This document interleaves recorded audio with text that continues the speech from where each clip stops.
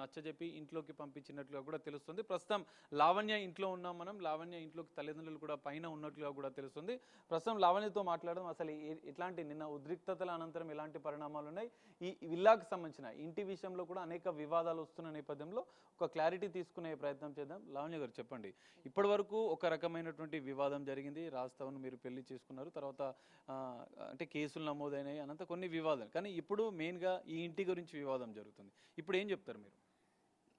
నిన్న ఎవరో లోపలికి రమ్మంటే రానివ్వడం కాదు, అందరూ వెళ్ళిపోయిన తర్వాత మాకు మాట్లాడుకోవడానికి స్పేస్ వచ్చింది. నాకెంత కాదన్నా ఇప్పుడు కొట్లాడుకున్న ఏదున్నా ఎంత కాదన్నా నాకు తల్లిదండ్రుల్లాగే అత్తమామే వెళ్ళి మాట్లాడేసుకున్నాము. మాకు 5 నిమిషాలు పట్టలేదు నార్మల్ అవ్వడానికి. హూ నోస్ ఇదంతా మేబీ మాకు మంచి అవ్వడానికి జరుగుతుందేమో, లేకపోతే రాజే రావచ్చేమో. ఇప్పుడు ఎలాగైతే వాళ్ళు వచ్చి రావడానికి హక్కు ఉంది అన్నారు, కోర్టులో కేసు ఉండగా అన్నారంటే ఇప్పుడు రాస్తారుని ఎక్కడున్నాడో అక్కడికి వెళ్ళిపోవచ్చు అనే కదా అర్థం. నేను కూడా విడిపోలేదు కదా. సో ఇప్పుడు కూడా నేను రాస్తాను ఎక్కడ షూటింగ్ జరుగుతుందో, చిన్నోడా నేను వస్తానా, నేను కూడా చూసి మిస్ అవుతున్నాను. వాళ్ళు ఎలా ప్రాపర్టీ మీద ఇల్లు మా ఇల్లు అని వస్తున్నారో, మరి నేను అనుకుని నమ్మిన నేను రావచ్చు అనడానికి నా అత్తమామలు నాకు అంగీకారం ఇచ్చినట్టే కదా. నా అత్తమామలు నా ఇంట్లోనే ఉన్నారు హ్యాపీగా. వాళ్ళని నేను రావద్దు అనడానికి ఎలా అయితే వాళ్ళకి హక్కు ఉందని ప్రపంచం అంతా చెప్తుందో, నన్ను పంపించడానికి కూడా హక్కు వాళ్ళకి లేదు అన్నది కూడా ఉంది కదండి. దానికి నేను ఈ రోజున చట్టానికి మన మీడియాకి నేను థ్యాంక్స్ చెప్పుకుంటున్నాను. ఇక్కడ ఎవరిని రావద్దు అనడానికి లేదు. రాస్తారని కూడా వస్తాడేమో, మేబీ రావడానికి ఇవన్నీ సంకేతాలేమో. నేను పాజిటివ్గానే తీసుకుంటాను. కానీ నిన్న జరిగిన దాడికి మాత్రం ఇలా జరగకూడదు అని కోరుకుంటున్నాను. ఇందులో రాస్తారని ఉన్నాడా, వీళ్ళ పేరెంట్సే ఆ మనుషుల్ని తీసుకొచ్చారా, లేదా వేరే వాళ్ళు పంపించారా అన్నది ఇప్పుడు మేము కంప్లైంట్ ఇవ్వడానికి వెళ్తున్నాము. పోలీస్ ఇన్వెస్టిగేషన్లోనే తెలుస్తుంది. కానీ ఇప్పటికే ఈ ఇంటికి సంబంధించిన విషయంలో కొన్నప్పుడు కానీ మీరు సపోర్ట్ చేసినట్లుగా మీరు మొదటి నుంచి చెప్తున్నారు. మీ ఫాదర్ కూడా కొంచెం ఆర్థిక సహకారం చేశారు. మొదటి నుంచి కెరీర్ విషయంలో కూడా రాస్తారనుకు సపోర్ట్ చేశాను. అదేవిధంగా ఈ విల్లా కొన్నప్పుడు కూడా మీరు సహకరించారని చెప్తున్నారు. మరి ఇప్పుడు మీకు పూర్తిగా హక్కు లేదు, అసలు నాకు కూడలే కాదని చెప్పి ఇప్పుడు రాస్తారని తల్లిదండ్రులు చెప్తున్నారు. దీన్ని ఎట్లా చూస్తారు మీరు? కూడలే కాదు అన్నప్పుడు మరి ఇప్పుడు ఎందుకు ఉన్నారు వాళ్ళు ఇక్కడ, ఎందుకు అడిగి లోపలికి ఇది వచ్చారు? టెనెంట్గా ఉన్నానా మరి నేను? లావణ్య మా ఇంట్లో టెనెంట్గా ఉంది అని చెప్పమనండి, పోనీ అగ్రిమెంట్ పేపర్స్ చూపించమనండి. నేను పోలీస్ కంప్లైంట్ ఇచ్చాను. మరి అదే పేరెంట్స్ పిల్లల్ని కానీ మాకు ఆశీర్వదించమని ఎందుకన్నారు? 2014లో పెళ్ళైతే 2019లో కూడా మమ్మల్ని ఆశీర్వదించారు, 2021లో కూడా ఆశీర్వదించారు పిల్లల్ని కనమని. ఫ్యామిలీ గొడవలు అన్నవి ఇప్పుడు నేను ఈ ప్రాపర్టీ కొన్నాను, ఈ ప్రాపర్టీ కొన్నాను, ప్రాపర్టీ మీద అండి విలువల మీద ప్రేమ తెలుస్తుంది, విలువల మీద. ఇంకా నేను అది వాళ్ళ సమగ్రతకే వదిలేస్తున్నాను. కాకపోతే నాకు వాళ్ళంటే కూడా రెస్పెక్ట్ ఉంది. ఇప్పుడు వస్తువు గురించే అయితే ఇది నా ఇల్లు, అతని ఇల్లు కూడా కాదు, మాది అంతే. నాది రాజ్ది. రాస్తారని పేరెంట్స్ది కూడా కాదు. అతని పేరెంట్స్గా వాళ్ళకి హక్కు ఉండొచ్చేమో, నా పేరెంట్స్గా మా వాళ్ళు వచ్చిపోవచ్చేమో. అంతేకాని మేము జీవనం సాగించిన తర్వాత మేమంటూ ఎంచుకున్న జర్నీలో వచ్చిన ఇల్లు ఇది. రాస్తారుని పేరెంట్స్ ఇదిగో నువ్వు ₹1 ఇస్తున్నాను వెళ్ళి కొనుక్కో అని వాళ్ళ నానిచ్చింది కాదు, రాస్తారుంది కూడా కాదు. అతను ఎలా అయితే కష్టపడి కొన్నాడు అని బయటకెళ్ళి అతను కష్టపడ్డాడు ప్యాషన్ పైన, నేను ఇంట్లో ఉండి బాధ్యతగా నా బాధ్యతలు వ్యవహరిస్తూ నేనున్నాను. సో ఇద్దరిదే అవుతుంది. లేదు ఒక్కరిదే అవుతుందంటే మరి ఇప్పుడు శేఖర్ భాష చట్టం కోసం ఫైట్ చేస్తున్నట్టు ఇంకా ఇంట్లో ఏ ఆడదానికి ఏ హక్కు లేదు, ఓన్లీ మగవాడికే హక్కు, లేదా ఇంటి పేరు ఎవరి మీద ఉంటుందో వాళ్ళకే హక్కు, ఇంట్లో ఆడవాళ్ళంతా బయటకు వెళ్ళండి అని చెప్పమనండి. మరి అందరితో పాటు నేను వెళ్తాను. లావణ్యకు ఒక్కదానికే స్పెషల్ చట్టం అంటే నేను ఒప్పుకోను. సో దీనిపైన ఇప్పటికే మీరు పోలీసులకు ఫిర్యాదు చేస్తామని చెప్తున్నారు. కానీ తల్లిదండ్రులు ఇప్పుడు లోపలికి మీరు తీసుకొచ్చారు నిన్న పోలీసుల సమక్షంలో. మరి ఇప్పుడు కలిసి ఉంటారా? అంత పాజిటివ్ అవుతుంది అనుకుంటున్నారా? ఈ వివాదానికి ఎండు పడుతుంది అనుకుంటున్నారా? ఏం చేయబోతున్నారు నెక్స్ట్ మీరు? నేను ఇంకా వేరే లీగల్ ఆన్గోయింగ్ కేసెస్ ఉన్నాయండి. మస్తాన్ పైన కేసు అయిన తర్వాత రాస్తారునికి మీడియా ముఖంగానే క్షమాపణ చెప్పడం జరిగింది. కాలు పట్టుకొని క్షమాపణ చెప్తున్నాను, ఎందుకంటే థింకింగ్ దట్ అతను నార్మల్ పని చేసుకుంటాడని వాళ్ళ పేరెంట్స్కి కూడా చెప్పడం జరిగింది. మా నంబర్స్ బ్లాక్ చేసినప్పటికీ మ్యూచువల్ ఫ్రెండ్స్తో, సినిమా సెలబ్రిటీస్తో కూడా కబురు పంపించాము, అడ్వకేట్స్తో కూడా, ప్లీజ్ రాజీ పడిపోదాము, వెనక్కి వచ్చేయండి అని. నేను ఆలోచించుకొని చెప్తానమ్మా అన్నారు అంకుల్. నేను మీకు కాల్ రికార్డింగ్ కూడా పంపిస్తాను. ఆలోచించుకొని చెప్తాను అన్న మనిషి వాళ్ళు ఒక 25 days అవుతుంది, 25 days ఎగో. మరి ఆలోచించుకొని చెప్తాను అన్న మనిషి రాస్తారు తల్లిదండ్రులే మీకు చెప్పారా? అంటే మాట్లాడదాం వివాదానికి ఓకే మధ్యలో ఉన్న వాళ్ళకి చెప్పారు. ఓకే, మరి అలా అన్న వాళ్ళిద్దరే వచ్చి ఉంటే నేను హ్యాపీగా పిలిచేదాన్ని, ఫుడ్ పెట్టి ఇది చేసేదాన్ని. బట్ రావడం దాడితో వచ్చి వాళ్ళు రావాలి అనుకోవడం కూడా కాదు, లావణ్యని పంపించేయాలి అన్నది. సో ఆ గొడవల్లో నాకేమైనా జరుగుంటే ఒక్క సెకండ్ కదా ప్రాణం పోవడము. వాళ్ళు రావద్దు, వాళ్ళ ఇంట్లో ఉండొద్దు అన్నది ప్రాబ్లం కాదు, నా పైన జరిగిన దాడి ప్రాబ్లం. రావాలి అనుకున్నది నా ఇంటెన్షనే, కోరుకున్నది నేనే, రమ్మన్నది కూడా నేనే. 20 days కాల్, ఆయన మాట్లాడిన కాల్ నేనే రమ్మన్నాను. నింద కాదు, 20 days ago వచ్చేసేయండి, డిస్కషన్ జరిగిన ప్లీజ్ ఇంకా గొడవలు వద్దు, మీ మీద కోపంతో కాదు, రాజు మీద పెట్టి రాజు ఏదో జైలుకి వెళ్ళాలన్నది కూడా కాదు అని సాల్వ్ అవ్వడానికి మంచిగా ఆరంభం ఒక్క అడుగుతోనే కదండి. నేనే ఫార్వర్డ్ స్టెప్ తీసుకున్నాను, క్షమాపణ కోరాను, కేసు తీసుకున్నాను. అక్కడి నుంచి రియాక్షన్ రాలేదు. అక్కడి నుంచి వచ్చింది దాడి వచ్చింది. మళ్ళీ నేను వెళ్ళి లాస్ట్ టైం కూడా తలుపు కొట్టానండి. ఆ రోజు కూడా బిగ్ టీవీ ఫాలో అయినట్టుంది వాళ్ళ ఇంటికి.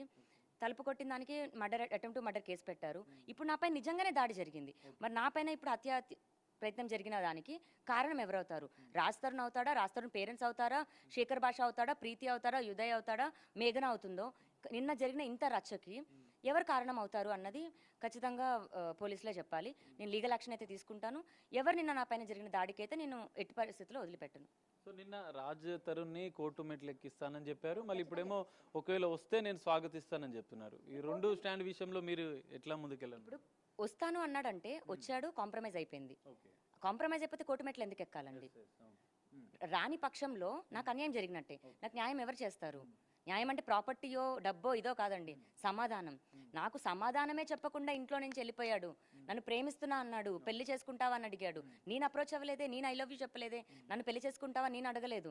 నా మొత్తం జీవితాన్ని ఇచ్చేసాను. నేను చాలా కలలతోనే వచ్చాను. అతనికి ఎంత ప్యాషన్ ఉంటుందో నాకు అంతే ప్యాషన్ ఉంది. నేను మా అమ్మ నాన్నకు ఒక్క ఆడబిడ్డనే. ఈ రోజున అతను హీరో అయిపోయి నా దగ్గర ఇంత డబ్బు స్టేచర్ ఉంది అనుకుంటాడు, కానీ నార్మల్ మిడిల్ క్లాస్ కుటుంబానికి చెందిన వ్యక్తే అతను కూడా. ఆ విధంగానే మనం ఎప్పుడు చూడాలి. హీరో అయితే కొమ్ములు వస్తాయి, హీరో అయితే పలుకుబడి ఉంటుంది, నువ్వు ఏదైనా చేయొచ్చు అంటే నేను అలాంటి మనిషిని కాదు. నీ ఎదురుగా లావణ్య ఉంది. లావణ్య తన తండ్రి అయినా, తన అన్న అయినా, రాజు అయినా సరే ఎవరికైనా ఈక్వల్గానే ఫైట్ చేస్తుంది. నేను అలాగే రాజ్ తరుణ్ కూడా ఈక్వల్గా ఫైట్ చేశాను. చట్టం ఉందని నమ్మానండి, అంతే. కానీ మీ ఫాదర్ ₹1 కోటి సాయం చేశాను ఇల్లు కొనే సందర్భంలో కావచ్చు, రాజ్ తరుణ్కి మొత్తంగా చేశాను, దానికి సంబంధించిన ఆధారాలు ఉన్నాయా? మరి మీరు స్టార్టింగ్లో ఇల్లు కొనేటప్పుడు మీరు ఎలాంటి సపోర్ట్ చేశారు? ఇప్పుడు ఇల్లు కొనేటప్పుడు సినిమా పరంగా కొన్నారండి. ఆ 2 సంవత్సరాలు ఇంటికి కావాల్సిన వస్తువులు కానీ, ఇంటికి కావాల్సిన సప్లైస్ కానీ ఏదన్నా మా పేరెంట్స్ ఇచ్చేవాళ్ళు. ఇప్పుడు నెలకి 30,000 అయింది అనుకోండి, ఆ సంవత్సరానికి ఇంత అని ఇతనికి ఏమి మంత్లీ శాలరీ కాదు కదండి. సినిమా చేస్తే పని వస్తుంది సపోర్టింగ్ చేయడానికి. అది కారు అవ్వచ్చు, ఎలక్ట్రానిక్ ఐటమ్ అయి ఉండొచ్చు, రాజు వాడే ఫోన్లు అయి ఉండొచ్చు. ఇప్పుడు కూడా ముంబైలో ఫోన్ తీసుకొచ్చానన్నాను, నేను కొన్న ఫోనేనండి అది. ఆ ఫోన్ ఐఎంఏ నెంబర్ కూడా ట్రేస్ చేయండి, నా పేరు మీదే ఉంటుంది. అండ్ 2 సంవత్సరాలు కోవిడ్ టైంలో మరి సినిమాలు చేయలేదు. అప్పుడు ఎక్కడి నుంచి వచ్చే డబ్బులు? మా పేరెంట్స్ కున్న దాంట్లో అంటే కట్నం పరంగా ఇగో నీకు 50 లక్షలు ఇచ్చి కూతుర్ని పెడుతున్నాం అనకపోయినా మాకు అవసరం ఉన్నప్పుడు ఇచ్చింది వాళ్ళే. మా పేరెంట్స్ నుంచి, మా బ్యాంక్ అకౌంట్స్ నుంచి నా అకౌంట్ కానీ రాజ్ అకౌంట్ కానీ పడ్డ ట్రాన్సాక్షన్స్ నేను చూపిస్తాను. రాజ్ తరుణ్ పేరెంట్స్ నుంచి రాజుకి పడ్డ అకౌంట్స్ రాజుని చూపించమనండి. ఇక్కడ ఎవరికి సపోర్ట్ చేసుకుంటా వచ్చారు అన్న తెలుస్తుంది. రాజు వాడే ఒక షర్ట్ దగ్గర నుంచి కూడా ఫస్ట్ షర్ట్ బ్రాండెడ్ కొనిచ్చింది నేను. అతను సైమా అవార్డ్స్కి వెళ్తున్నాడు అన్న దగ్గర ఫస్ట్ ఇంటర్నేషనల్ ట్రిప్ తీసుకెళ్ళింది నేను. అతను ప్రతి కళ్ళని అతనిలో చూసుకున్న మనిషిని నేను. అతని కెరియర్ అమ్మాయిల వెనక పడి పోగొట్టుకున్నది అతను. లావణ్య తప్పుడుదైతే, లావణ్య డ్రగ్స్ దాంట్లో ఉంటే ఇతనికి 11 ఏళ్ళు పట్టిందండి నా డ్రగ్ వ్యవహారం బస్ చేయడానికి. నన్ను వదిలించుకోవాలన్న ప్రాసెస్లో మస్తాన్ సాయితో కుమ్మక్కై మస్తాన్ సాయితో ఇది చేశాడా, లేదా మస్తాన్ సాయితో అలా జరిగిన తర్వాత అతనికి ఒక అవకాశం దొరికి నన్ను ఎంకరేజ్ చేశాడా అన్నది కూడా నేను ఫైట్ చేస్తాను. అందులో రాజ్ తరుణ్ తప్పున్నా రాజ్ తరుణ్కి శిక్ష పడాలి. మస్తాన్ సాయి ఆల్రెడీ కూడా అనుభవిస్తున్నాడు. మస్తాన్ సాయి తప్పు లేకపోతే at the same time Mastan సాయిది కూడా ఇదవుతుంది. అంటే అతను చేసిన క్రైమ్స్ కాదు, నా విషయంలో నన్ను ఎందుకు ఇలా ఇబ్బంది పెట్టాల్సి వచ్చింది అన్న దాంట్లోని రాజ్ తరుణ్ హస్తం ఎంత ఉంది అన్నదాన్ని కూడా నేను లోతుగా వెళ్తాను. సో రాజ్ తరుణ్కి కొంత సపోర్ట్ ఇటు శేఖర్ భాష కావచ్చు, ప్రీతి కావచ్చు, వీళ్ళందరూ సపోర్ట్ చేస్తూ ఇప్పటి వరకు ఉన్నారు. కానీ ఇప్పుడు ఇల్లు విషయంలో కూడా వాళ్ళంతా వచ్చి మిమ్మల్ని, అంటే మీరు ఒంటరిగా నిన్న ఫైట్ చేయడం, అక్కడ వాళ్ళు మాత్రం సపోర్టింగ్గా వచ్చి ఉండడం, రాజ్ తరుణ్కి సపోర్టింగ్, దీన్ని ఎట్లా చూస్తారు ఇంకా మీరు? అంటే అదే హీరో రాజ్ తరుణ్ వీళ్ళందరికంటే ముందు నాకు కూడా అంతే కదండి. నేను అలా ఉండలేక ఫైట్ చేస్తున్నాను కాబట్టి వాళ్ళకి తగిలారా ఏంటి?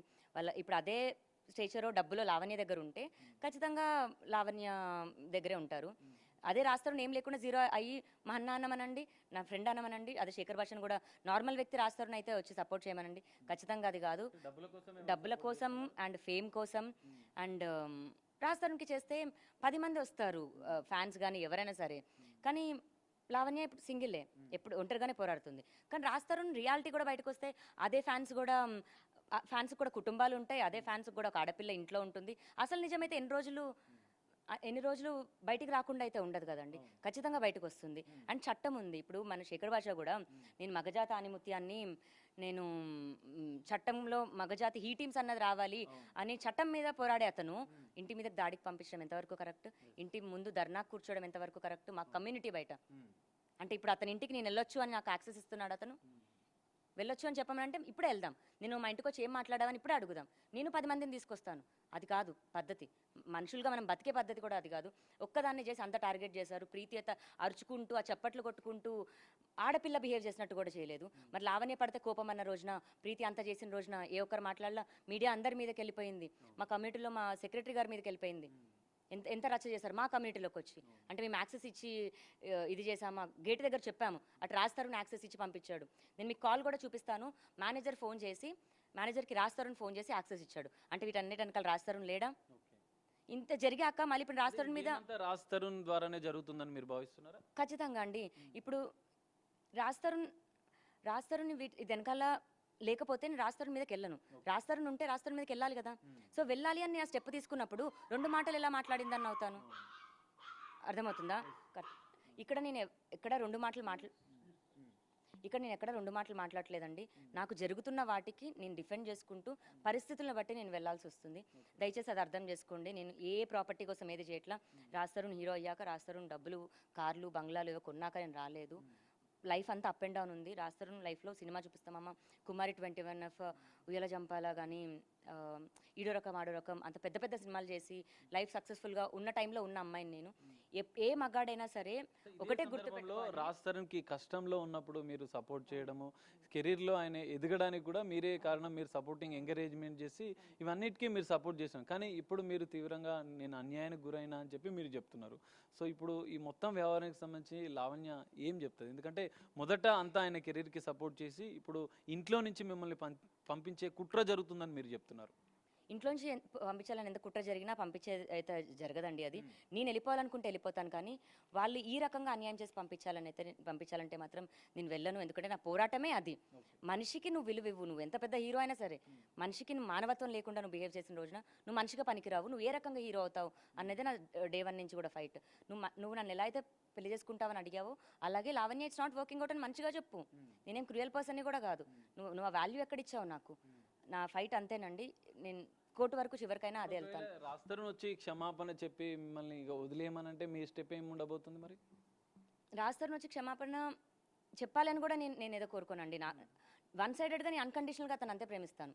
కాకపోతే వచ్చి సమాధానం అయితే చెప్పాలి నాకేదో మీడియా ముఖంగా సమాధానం ఇది కూడా కోరట్లేదు. నాకు సమాధానం, ఎందుకంటే నన్ను కదా నువ్వు తీసుకొచ్చుకున్నావు, నాకు సమాధానం ఖచ్చితంగా చెప్పాలి. ఆ సమాధానం కోసం 10 సంవత్సరాలైన కోర్టు ఎక్కుతాను, మెట్లు కూడా ఎక్కుతాను. ఎందుకంటే సమాధానం చెప్పాలి. సమాధానం చెప్పకుండా ఒకవేళ నేను చనిపోయినా అతను చనిపోయినా మళ్ళీ జన్మంటూ నేను పుడతాను. రాస్తాను సమాధానం చెప్పాలి. ఎందుకంటే నేను నాకు 19వ ఏటన నేను నా పేరెంట్స్ని వదిలేసి వచ్చేసాను అతని కోసం. అతన్ని నమ్మాను. నన్ను పెళ్లి చేసుకుంటావా అన్నాడు, ఎటర్నల్ అన్నాడు, జీవితాంతం అన్నాడు. సరే పోయాడండి, ఇష్టం లేదన్నాడేమో. నాకు తిరిగి జీవితం అన్న ఉండాలి కదా. ఇంకో అబ్బాయి అయినా నన్ను అప్రోచ్ అవ్వడానికన్నా, నాతో మాట్లాడడానికన్నా నాకేమన్నా మంచి ఇమేజ్ ఇచ్చారా? నీవే సరే. లావణ్య చెండాలం, రాస్తారుని ఏంటి? రాస్తారుని ఏమైనా మంచిగా మాట్లాడి వెళ్ళాడా? ఇప్పుడు చేస్తున్నదైనా మంచి పద్ధత? అంటే రాస్తారుని హీరో అయిపోతే ఏదైనా చేసేయచ్చా? అంటే నాకు మిగతా జీవితం ఉండకూడదా? ఇంకెవరు నన్ను పెళ్లి చేసుకుంటారు? లేకపోతే హీరో కావడానికి పూర్తిగా మీ లైఫ్ సాక్రిఫైస్ చేశానని చెప్తున్నారా మీరు? ఖచ్చితంగా అండి. ఎందుకంటే నేను షార్ట్ ఫిల్మ్స్ చేసేటప్పుడు తనకి ఇష్టం ఉండేది కాదు. నేను షార్ట్ ఫిలిం చేశాను. నాకు కూడా ఒక 20 to 30 lakhs వ్యూస్ ఎంతో అలా ఉండేవి యూట్యూబ్ ఛానల్కి. మంచిగా ఉండేది. కానీ అదంతా వద్దనేవాడు. స్టార్టింగ్ డేస్లో కూడా ఒక మేడ్కి 3000 5000 శాలరీ ఇచ్చేది కూడా వర్క్ నేను చేసుకుంటూ దాంతో ఒక షర్ట్ కొనిచ్చేదాన్ని. నేను బయటికి వెళ్ళేటప్పుడు బ్రాండెడ్ షర్ట్ ఉండాలని ఫస్ట్ వాచ్ కొనిచ్చాను, ఫస్ట్ కారు, ఫస్ట్ అన్నీ నేను. మరి ఈ రోజున నన్ను లాస్ట్ చేసేసాడు రాస్తారు సమాధానం చెప్పకుండా. సో ఇప్పుడు నాదే రాస్తారుంది ఇల్లు అండి. మా పేరెంట్స్ వీళ్ళు, మా అత్త మామ వాళ్ళు, వాళ్ళదైతే అవ్వదు. ఎందుకంటే జీవనం మేము సపరేట్ సాగించాం. మేము రానిస్తాము, రానివ్వకుండా ఏం లేదు. ఎందుకంటే వెళ్ళిపోయింది కూడా రాస్తారు. సంవత్సరం తర్వాత వచ్చి మా ఇల్లు అనేసారు. సంవత్సరం అంతా ఇప్పుడు మరి ఏమైంది? అదే వాళ్ళతో మాట్లాడడానికి కూడా నేను వెళ్ళాను. ఆ రోజున ఏం లేదు, రానివ్వకుండా డోర్ దగ్గర నుంచి ఉంటేనే అంత ఫైట్ చేసేసారు. ఇదంతా జనాలకి, ప్రజలకు అంతా అర్థమవుతుంది. రేపొద్దున కోర్టు కూడా తీర్పు అనేది ఇస్తుంది. నేను అదొక్కటే నమ్ముతున్నాను. మనం కూడా అందరం చట్టాన్ని గౌరవించి చట్టపరంగా వెళ్దాము, పోలీసులకి గౌరవిద్దాము. గౌరవంగానే నిలుస్తుందండి.